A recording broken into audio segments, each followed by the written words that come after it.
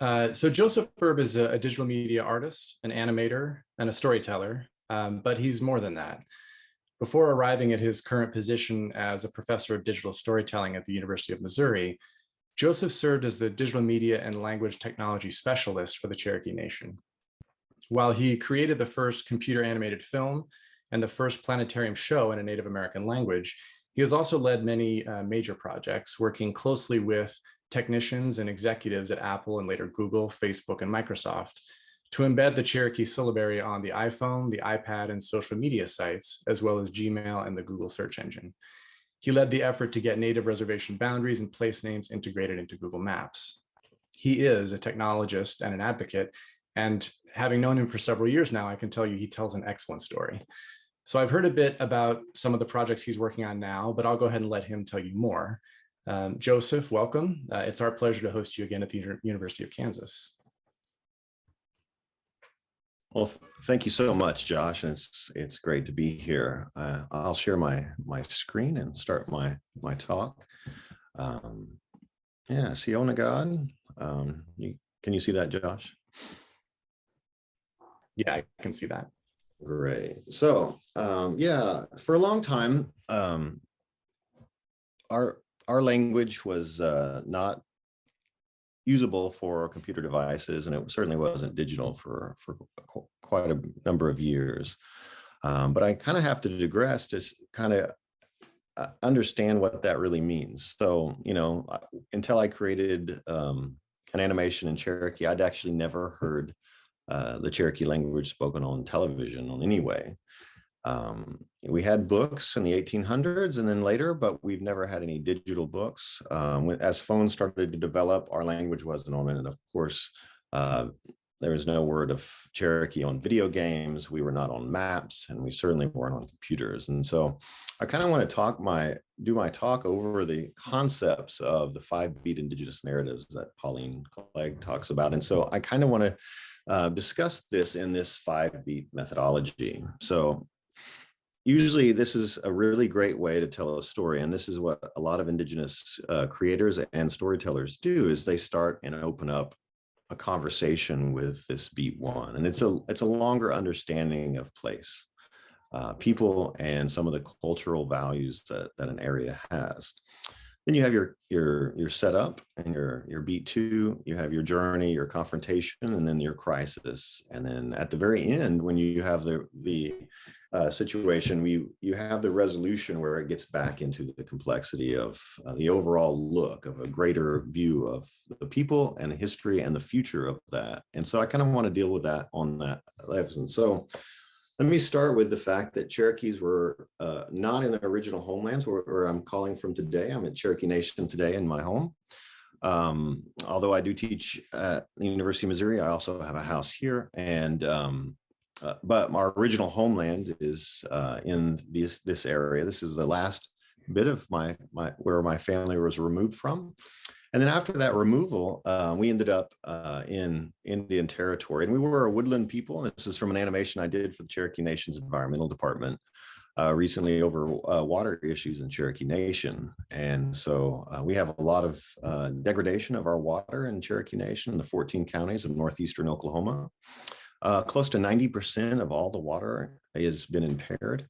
And this is really problematic for people that have a long history of relationship to the water, and the settlements after removal were built around them. So today we have that. So this is I built most of the foundation of my work off of sequoias. Originally his writing was a syllabary, and it later turned into the type press, of which he was heavily involved in, from changing his cursive script into the block print that turned us into one of the first Native American newspapers. Now, it came out in February, but this is the March edition here. And after our removal is where kind of my story starts to come into about, because my family has been, my mom's family, my mom's Cherokee, my dad's white, has been in Black Gum since removal, and a lot of Indigenous families have this story as well. And so this is Cherokee Nation's border, and so this is where my story begins in technology, is doing working in Photoshop to do Cherokee syllabary. And as you guys know, Photoshop is a graphic editor user interface where I would do this graphically and then stick it into to Final Cut, which is a film editing program, to try to utilize the Cherokee written language in my animations. It was arduous at best, and you had to work really hard to go back and forth and adjust things. And since we don't have a writing system that is always consistent between communities, sometimes you need to adjust these characters to have a lay to be a law, and different characters are important for different communities. And so adjusting some of those were quite tricky. And as anybody that deals with non-English lithography that gets into Unicode, as we started to do, if you don't have the font on there, you get these boxes that show up if you even are lucky enough to be this far. And so when I came about, we had just gotten into Unicode with some help with my mentor, Durbin Feeling, and but we weren't adopted by computer systems. And so we had some issues with dealing with that. And so from this, the beginning that I told, I started teaching in the community and working with language elders on doing kind of different stories and doing different animations.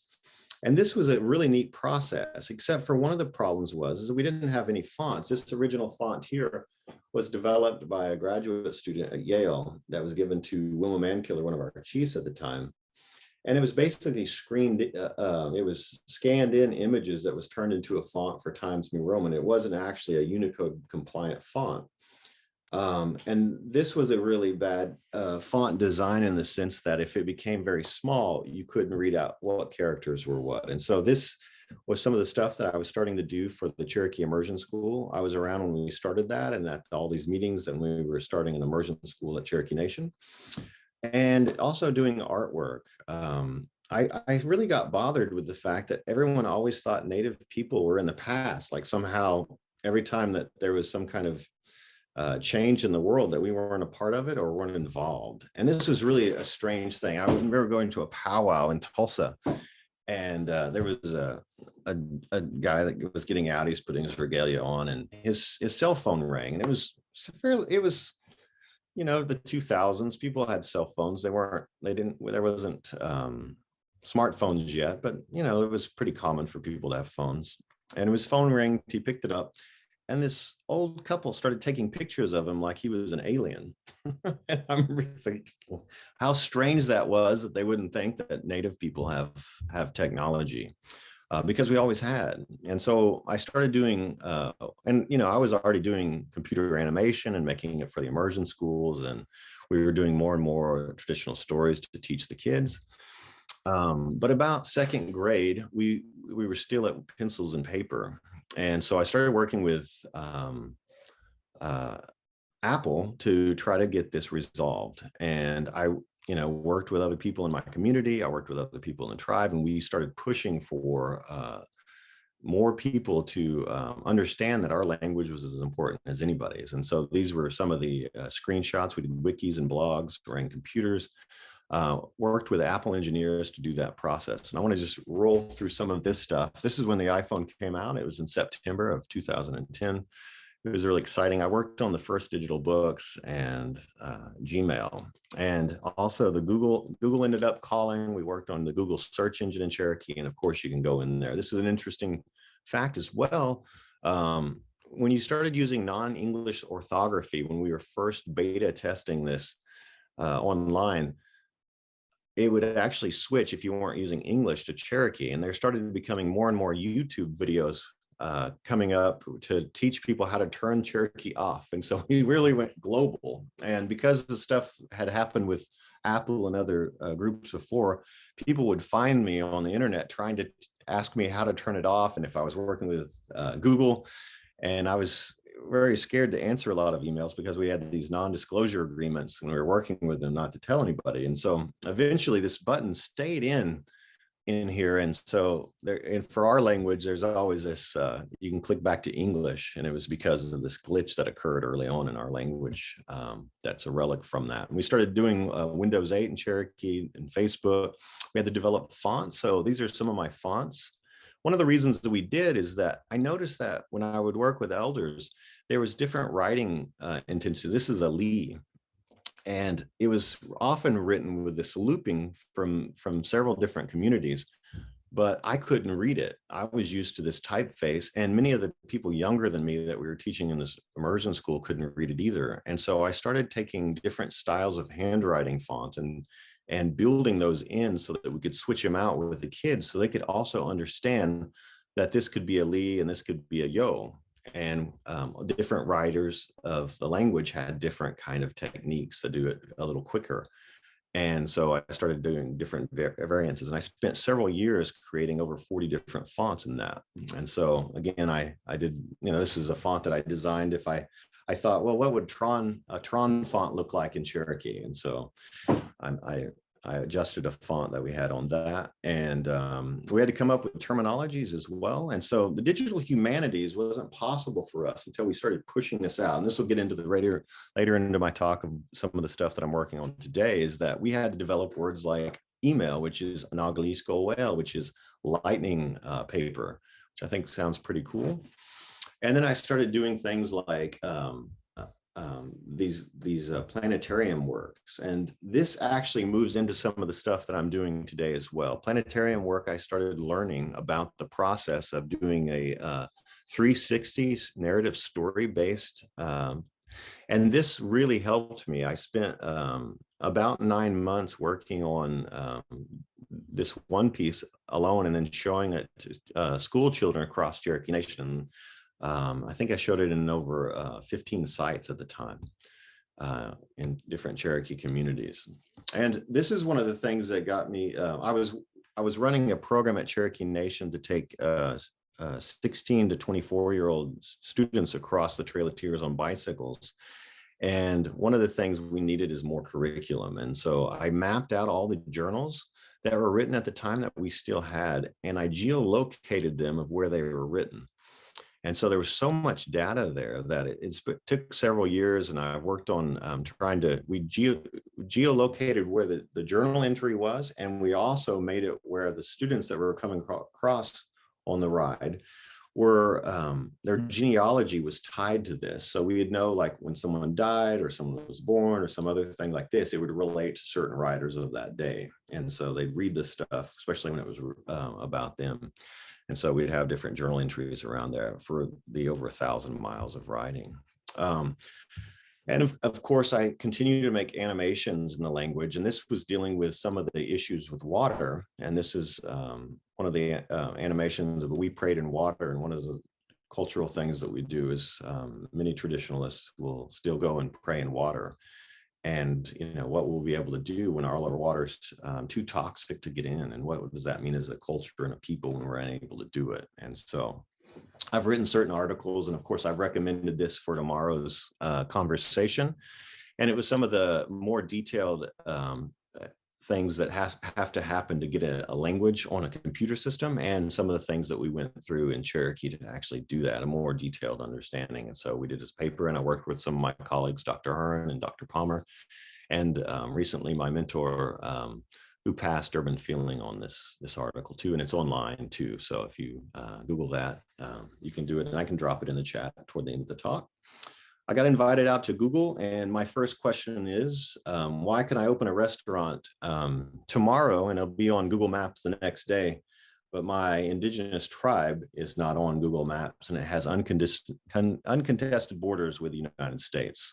And at the time, it was 175 years. And that was the beginning of my conversation with a mapping group about trying to make sure that we have jurisdictional boundaries that are actually recognized by these big tech companies that were actually being overlooked. And so in that process, I continued to work on this. And this is something I worked on in 2017. It was the handwriting feature, we needed samples in Cherokee. And so I spent part of the summer working on this so that we could actually have that feature available to us in the Cherokee language as well. Our fonts now for digital humanity is even in cars. And this is interesting. I worked on this with monotype. And this was a font that showed up in my 2018 Honda. I have all my contacts and things all in the language. And it's really interesting to me that when that happens on the car that I had before, it was just showing those boxes that I showed earlier. And now some of the stuff that I've worked on and that I've worked with my community and other people at the Cherokee Nation, it's now expanding beyond my grasp. So many of these things are going beyond. So you'll see filmmakers now putting their titles in Cherokee, and you'll see people subtitling it, and you'll see other people designing fonts that aren't me in the Cherokee Nation. And they do a beautiful job. And it's lovely to see all of that stuff coming about in the digital humanities that we didn't have before. Let me see here. It's not skipping. One moment. There we go. So I do artwork as well. And this is some copper work that I do. We had traditional styles of copper, and as many indigenous groups did some copper work and their stuff. And this is a little bit more modern take on some of this stuff with some acid etching and some designs.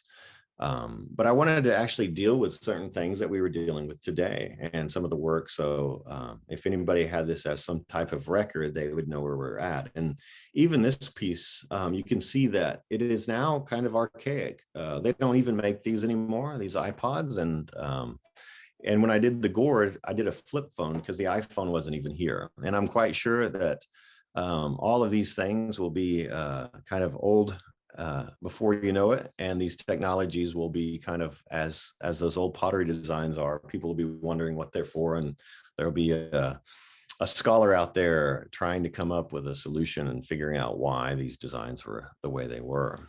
I was selected as one of the artists to compete for this copper wall for being the entrance of the galleries part of the museums, and I competed against some really amazing artists.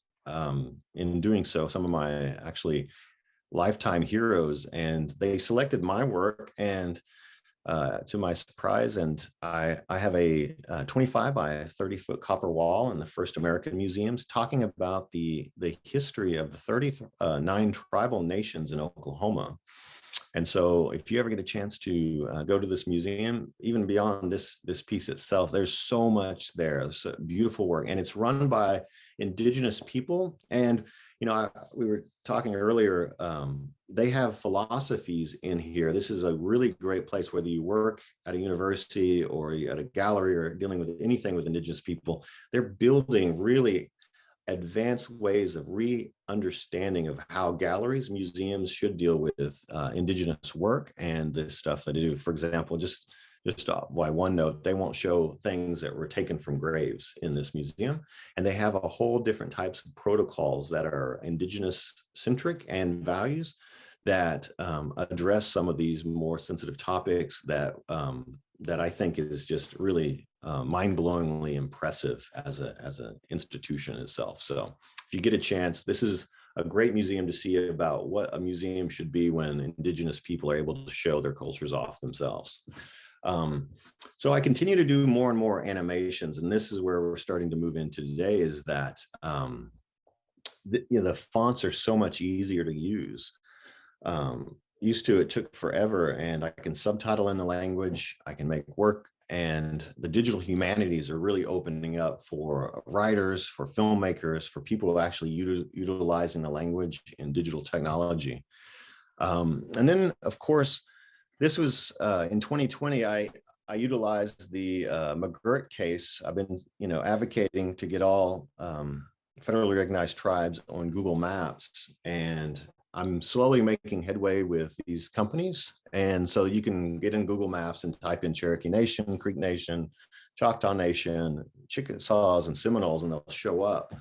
And we're moving for a couple of other ones soon as well. I probably shouldn't talk about those, but we're moving more and more into that. And one of the things about the digital humanities is making sure that we are relevantly seen in all different forms of technology that are out there, and that we're included. Because one of the things that bothers me, everybody talks about decolonizing, but the infrastructure of colonization is really strong and built. And to decolonize, you actually have to build paths to get through that, to make other ways of the digital humanities work. And things like video games in the language. And so this is a free video game online. It's available on the Google Apple Store and the Google Play Store, and it's free. It's several layers. It's one of the first ones that I've done. I'm going to do another one pretty soon. I've already got some of the stuff spec'd out, and I'm working on the preliminary stuff. And it's kind of an exciting thing to do, is doing interactive media in the language as well. It was the first time I'd actually been able to be interactive in the language, is creating one myself. And so the digital age long had forgotten us. And so as we started working, and I'll say this too, is that when I first started doing this work, I thought, well, maybe I'm just, something special in some way, but I don't really think I am. If you look at Cherokee history, Cherokees from Sequoia on to Will Rogers, all of those Hicks with the first phone west of the Mississippi, have always adopted the latest technologies.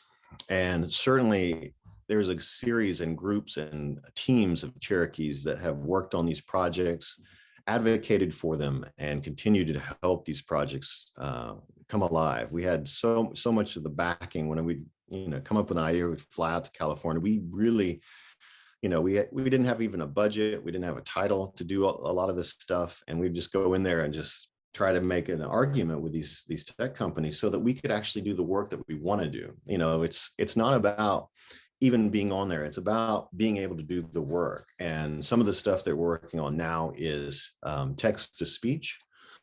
So I've been in contact with some of these, so that some of the features, as you know, when you're driving along, it'll tell you have a text message from somebody. That's still in development for our language. And so every time there's a new technology that you see on your phone, we have to actually work on making that happen. And text to speech is one of the ones that they're moving forward. And I've got I own a national endowment from the Humanities grant, and I'm working on a VR piece with some Indigenous communities in different parts of the world. And the planetarium work has really made it a lot more accessible and understandable. Some of the techniques that I used for building storyboards in the planetariums really are great ways to actually understand the 360 environment. And so I'm being able to actually use some of the stuff that I did in planetarium work in this. And so it's really made this work a lot quicker, because I remember the first time I worked in a 360 environment, it was really hard for me to get that spatial understanding. And I will say that as we talk, that a lot of Indigenous stories, direction matters. The directions of the sun, the directions where the mountains, the rivers, and all of that stuff.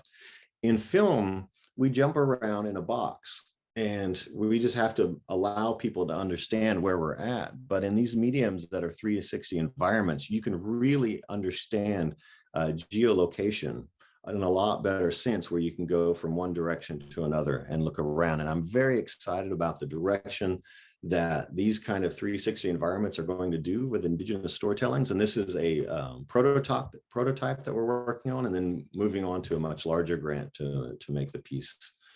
And then I'm working on this series called Rabbit Stories, which is hoped to come out this summer. And it's a series set in the present day.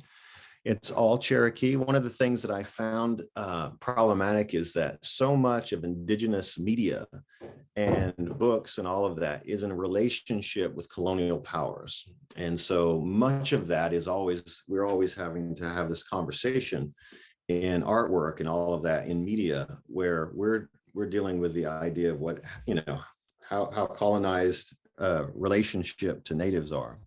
And it's very rare that you actually see a native film that you don't have a white person in it, and they don't have a power structure role in that. And I thought, well, why don't we have just stories that, and although some indigenous places have done this, it is not as common as it should be, where the entire population of this is the majority. And I just always thought, why don't we have our own stories where we are, because you'll have an environment where you'll hang out with your friends all weekend, you'll go to the thing, you'll go to work, and I'm working at Cherokee Nation at the time, and it's just a total Cherokee environment. But when you turn on a screen, you don't have that relationship anymore. And even if you do it, it's always the back and forth of that. And so I wanted to actually deal with this series. And we even modeled the entire downtown Tahlequah. It took several years, and it's modern Tahlequah in a way. Of course, they're a little bit stylized with cars and things, but it's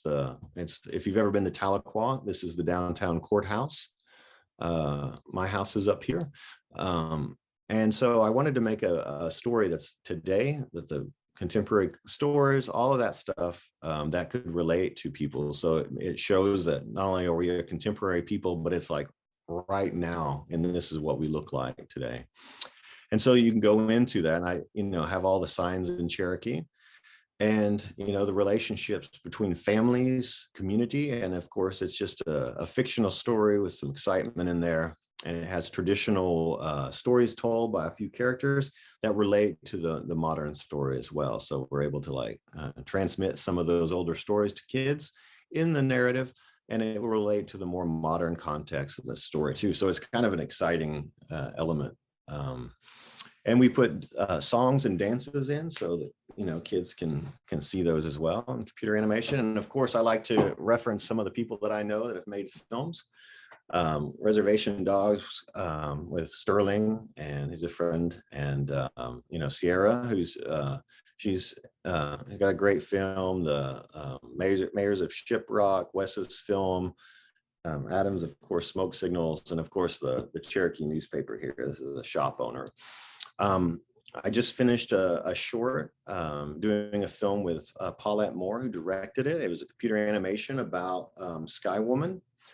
It's a piece about her mom and the traditional story about Sky Woman, and it's all done in computer animation. It'll be released soon. And then I'm working on doing brownfields cleanups, where this organization called Arts Place spent EPA money in over 50 sites and Indigenous communities. The Indigenous communities wrote for grants to do different projects, and they highlighted 5 different sites. And I worked on the animations of the historic elements of those areas. And so this is one of the ones that I'm finishing up right now. And this is all told in, I should say this is told in Mohawk. This is told in Muskogee Creek language. Most of the work that I do is in the language. I really like I think there's an important thing to be done. And so they'll have subtitles, but they are in the language. And so as the digital humanities progress, I think that one of the things that I want to address is that it's really important for all of us to understand that when, especially in academia, when people talk about decolonization, there's huge infrastructures that have to be adjusted for this stuff to be allowed. For example, having a tribal nation be considered a nation in the eyes of Apple, I think was very progressive. When we first met with them, China was in one room and Cherokee Nation was in the other room. And I think that's one of the things that it'll have to take. I think that universities should have more services, as Indigenous people are international students, and they should have the rights to have free tuition, or at least not out-of-state tuition in their historic homelands. Like, why would you pay out-of-state tuition in a place you were removed from? You should have in-state tuition because you're leaving it was no fault of your own. And so I think as we continue with the digital humanities and increase that concept, we also have to understand that there is infrastructure that has to be built. And none of these projects were ever done solely with just my community or my tribal nation. It was also partnerships that we built with tech companies, with other people that worked in other sides of tech side. Michael Everson, who does Indigenous or does languages, and he writes the information of how to actually include languages and computer systems. He's done over 300 different languages across the world, and he helped us out. I connected him to the Osage Nation when they were wanting to do something similar to what we have done as well. And it takes those kind of partnerships. It takes academics to actually educate people on sovereignty itself. And so that the humanities can grow. You can get books, you can get stories. And I think it's one thing that we have to deal with as a digital humanities is that inclusion is really important, that these cultures that are smaller are not lesser. And giving them voice, like these kind of conferences, to have that, I think that's really an important process. So this slide that I started off with, there are still a lot of different languages that have these question marks, and they're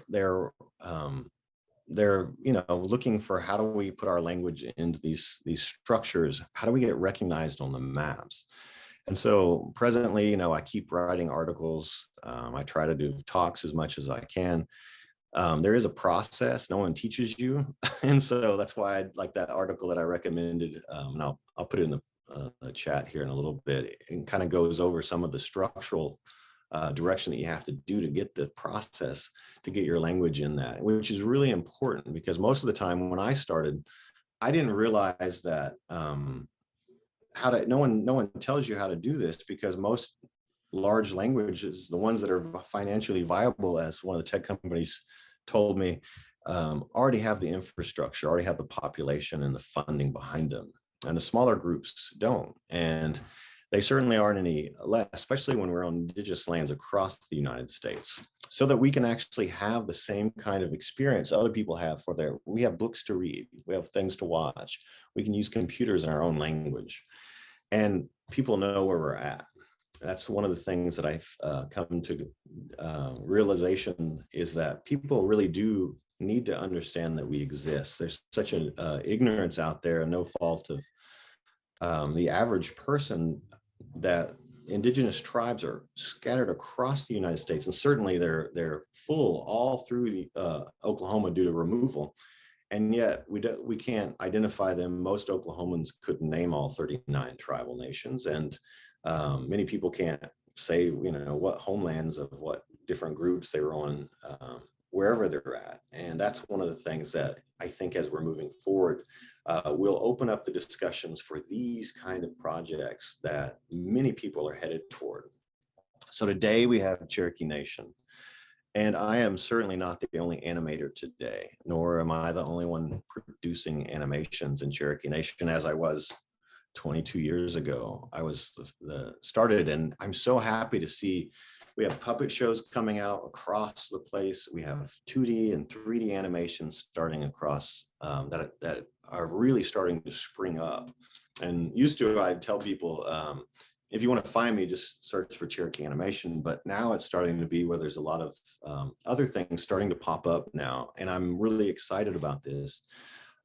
People are writing books in the language that are, starting to come out. And I think this is a really exciting thing for the digital humanities that we didn't have. Even 5-10 years ago, this was pretty early on.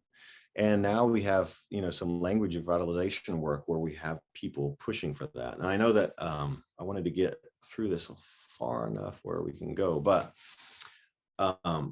also, I always want to plug Pauline.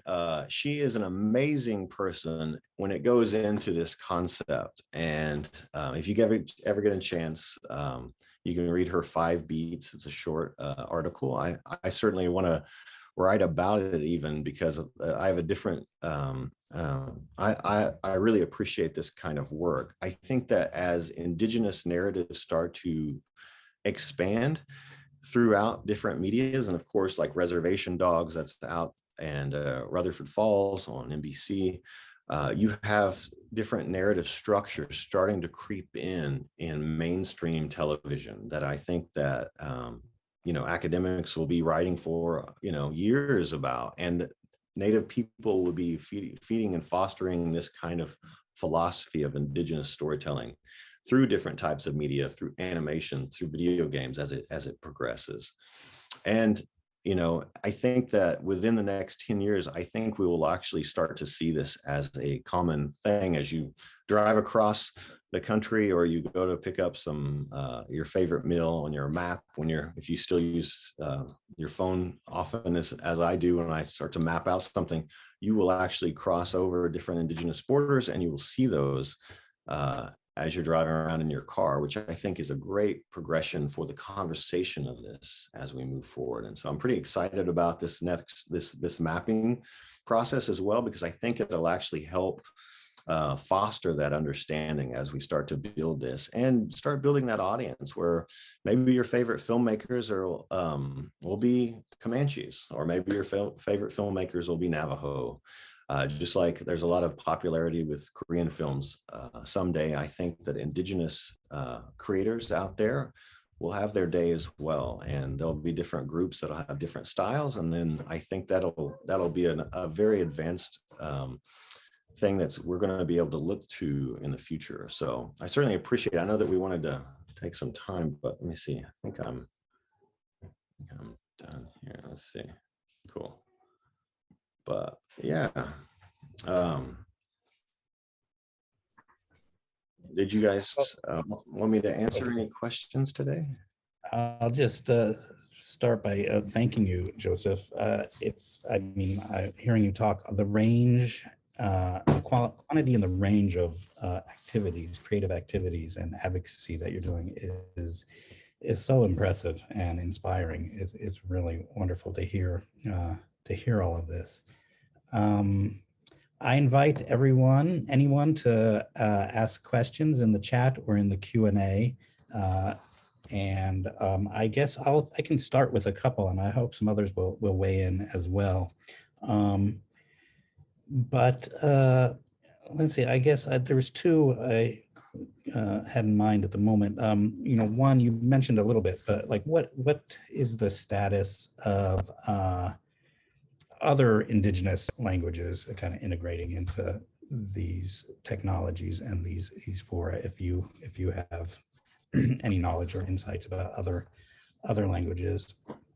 Yeah, so I guess one of the ones I can talk about that I'm somewhat familiar with, just because I kind of gave them a little, I advised them on some stuff, and I certainly never want to take credit for someone else's hard work, because all of this stuff is hard work. And the Osage worked really hard to get into the computer system. I talked to some people along the way to help facilitate some of that. But again, I certainly wouldn't want to take any credit for their hard work, because it is a lot of work to build this infrastructure. I mean, days and nights and weeks and years move into getting your language on there. And I've seen Osage show up.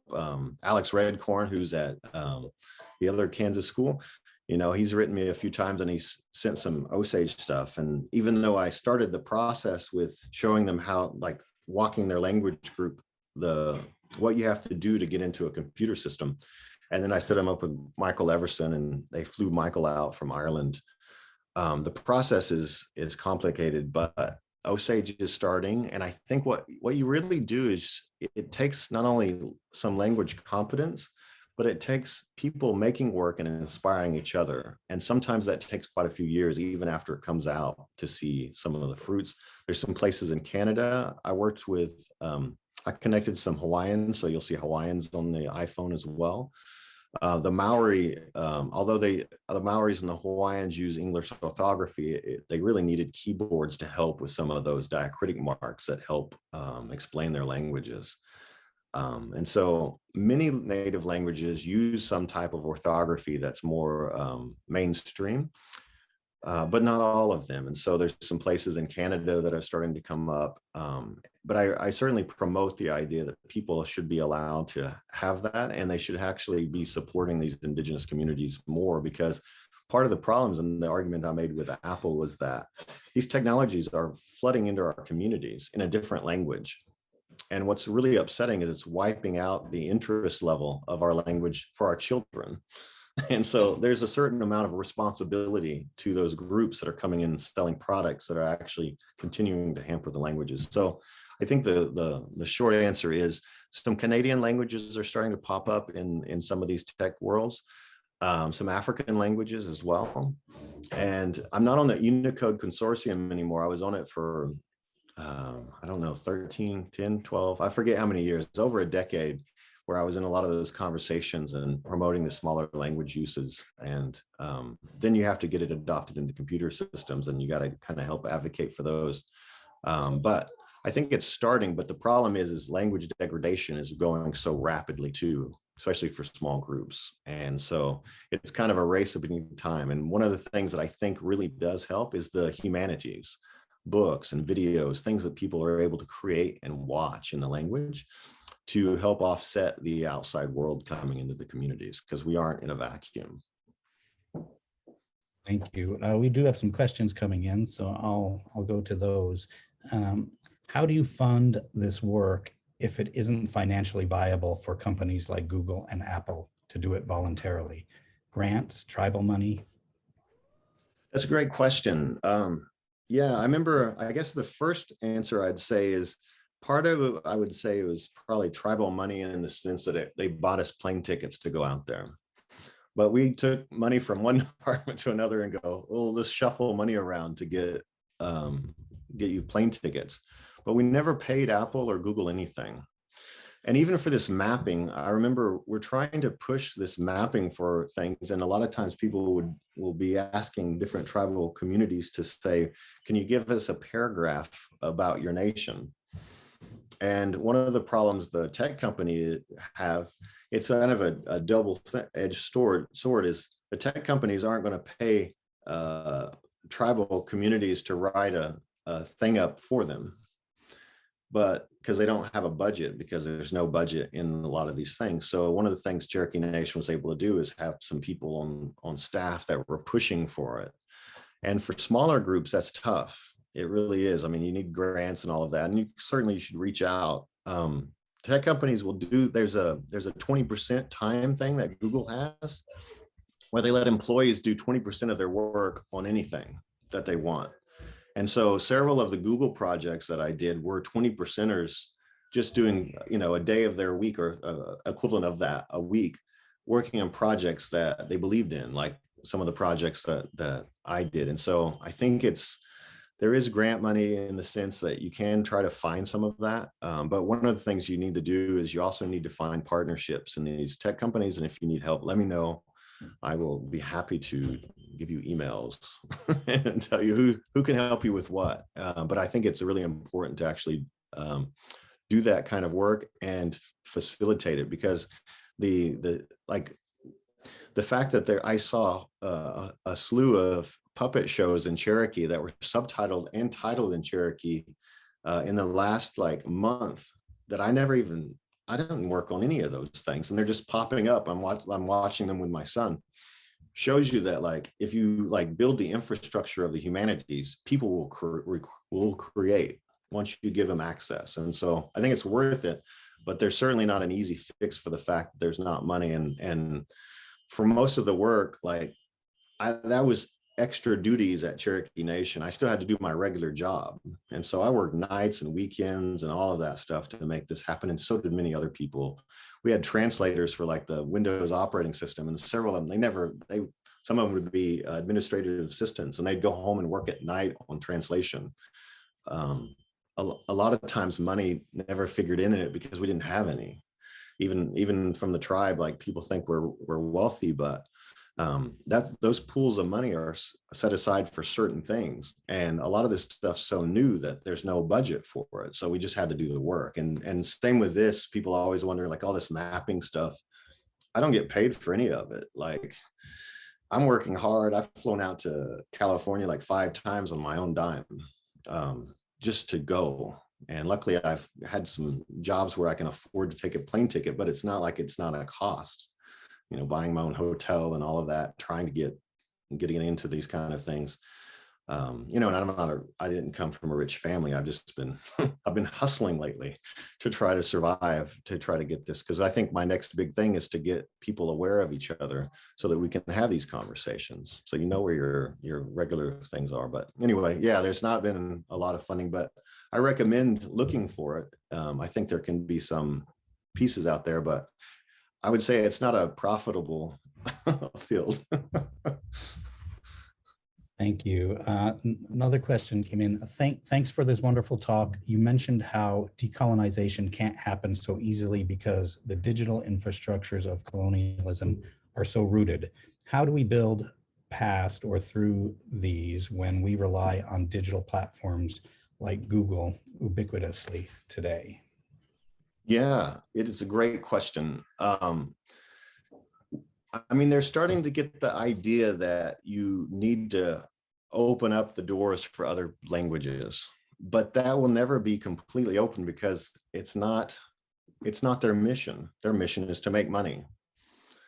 And colonization is, I mean, these are colonial companies. And the only thing that you can really do is that I found successful is you tell a really compelling story of why it's important. You know, and how you do that is you talk about the people, the community, and the value of it to the world. And every indigenous community has immeasurable value to exist. And once people know that you exist, it's hard for them to dismiss you. And we brought kids and elders, our chief came in, and we spoke to all of these different companies in different ways that way. And usually it was just human to human existence in talking to those tech companies and bringing in what we wanted to do. And every story, like whether I worked on the mapping team, which was a completely different team than the Gmail team, like none of this stuff was completely like, oh, they did this, so we got to do this. Some of it is completely like cold calling completely different group and trying to talk them into helping you. And it's like a whole new battle. And it usually takes a couple of years. Like every project up there fails miserably several times. Like we weren't going to get on the iPhone, like more like for years, several years, every time the thing updated, all the work that went into it, all the keyboard layouts designed, and it didn't get in. It'll fail, whatever you try, but you just keep going until they finally do it. And so you just be more hard-headed than they are, and they're pretty hard-headed. But yeah, I would just say, yeah, it's a worthwhile project. That's amazing. The challenges you describe with funding and with this persistence and getting attention and visibility make the rest of the work all that more impressive. Another question that's come in through the chat is, what kind of a learning curve does it take to design an animation story? Must you be a professional? You know, I think animation, some of the best animations are crude. They just are good stories. And I would say don't shoot for being a Pixar. Shoot for being a great story and figure out what techniques you can tell. I would say that I didn't grow up with technology. I didn't have anything. I didn't even have a computer until I was 27, and I had limited access to them. And so I had to learn to code. I had to learn all this stuff. And I wouldn't say I'm inherently smarter than the average person on any level. What I did is I was just really determined. And I had something in my head that I had to get out. And on those stories, I became a good animator over the years because I needed to be. But I don't think I came from it easily. I think my first animation class, I was the worst student in there by far. And by the third one, I was the best. But it did not come easy. But I really wanted to tell some stories. And so learn 2 or 3 techniques to tell a story. And I think it'll serve you well. And then once you learn your ability to tell a story, the techniques will come later. Thank you so much for that. Another question. Thank you for sharing your work. I was very inspired. I'm curious to hear more about the collaborations that occur behind the scenes when you're translating a story into digital format, especially when there are multiple interpretations by different generations of elders, adults, youth, children? How do you make choices for how to tell the story? Yeah, that's a great question. Obviously, someone dealing with this issue is from a community or been working with a community long enough where that occurs. One, it is the hardest thing because every community has different values on that. And also stories, even oral stories, are much more immediate. So when a storyteller is sitting there with people, they can kind of fill out their audience and what needs to be told. For example, certain elements, especially on Indigenous stories, have different archetypes and philosophies that are accented more or less depending on the need of the community they're telling to, whether it be a young person or an old person or some of the people that are dealing with certain issues. And you highlight those for the people you're talking to. And it's really tough when you transmit that kind of interactivity of storytelling into a more static version of it. And then everybody has different versions because grandma told it this way and my grandpa told it differently than that. And what I would say is the easiest way to do it, and there's no easy way, is to get a community advisory group. Like just have people you trust and say, you know, there's these two different ways. What are we going to do? And put it back with community people to have decision making, because it is difficult. It even is difficult to me. As I got older, I feel a little bit more confident on just knowing that you won't get it perfect, but it's better to get something in the language of one version or the other and understand that something is out there, and then challenge people. Let's make another one together. Let's have a different version of it, because there isn't really one version of any story. And even the story that I'm animating here, one of the problems with dealing with even the people that are telling this story, they have the same problem: is which version do I tell? And we're not talking about this or that. We're talking about this one, this one, that one, and they're all a little different, and they're trying to be respectful for the community. And I would say that usually what we do is we make group stories. And I think that when you talk about digital stories, the idea of directors and producers and writers, I think in the future, there'll be different terms for this as well, because Indigenous creating will be won't follow those norms where there's one version of it. It'll be more of a group dynamic understanding, because that's normally what happens when you sit there in a room. Interesting. Thanks so much. We are at 5 o'clock. So I want to thank everybody for attending this talk, and I want to thank Joseph for the amazing work you're doing. Your passion about it comes through, and for your generosity in sharing that with us today. And we look forward, the fellows look forward to talking with you more tomorrow. So thanks so much. Thank you, guys.